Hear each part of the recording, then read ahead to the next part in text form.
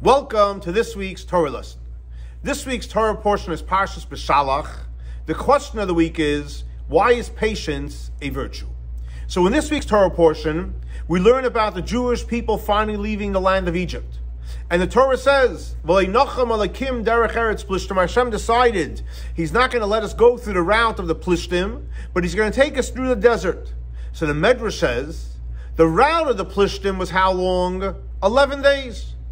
The route through the desert was 40 years.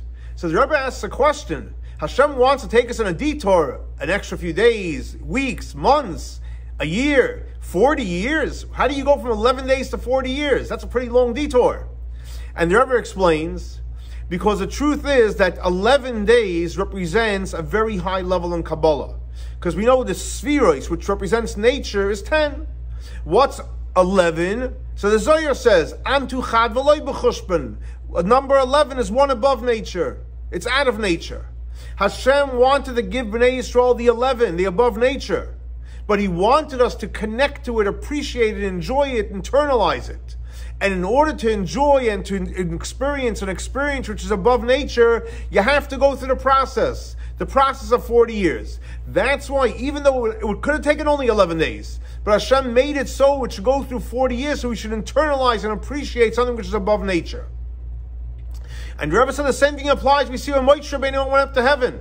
He went up to heaven to receive the Torah. How long did it take them to receive the Torah? 40 days and 40 nights. So you're going to say, 1 second. That's 40 days, 40 nights, not 40 years. And the Rebbe explains very simple.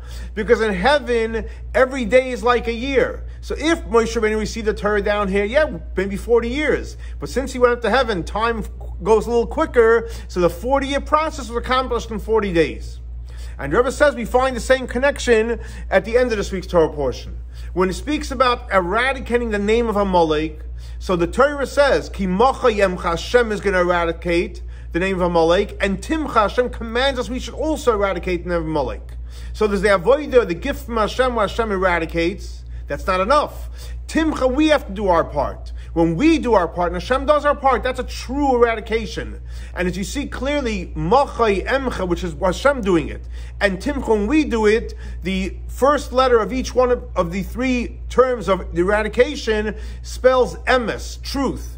A true transformation, a true eradication comes when you do it, with the gift from Hashem, above nature, but then when you do your avodah.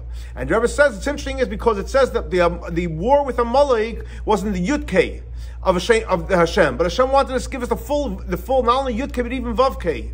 And the Vav-Kei, what is the Vav-Kei? Which is the 11. When you do the full transformation, not only do you have the Yud-Kei, but you're able to have the Hashem's name complete, the Yud-Kei and the Vav-Kei. So to answer the question, why is patience a virtue? Because we all want great things, but in order for us to appreciate and internalize it, we have to go through 40 years.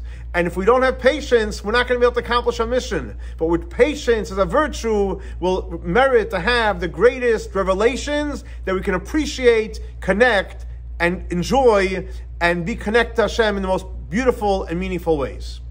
Thanks so much for joining us for our weekly Torah lesson. This week's Torah lesson is dedicated to the memory of Baruch ben Aryeh Leib, Shlomo ben Yosef, and Rachel bas Lipa. May their souls be elevated by the Torah we're studying in their memory.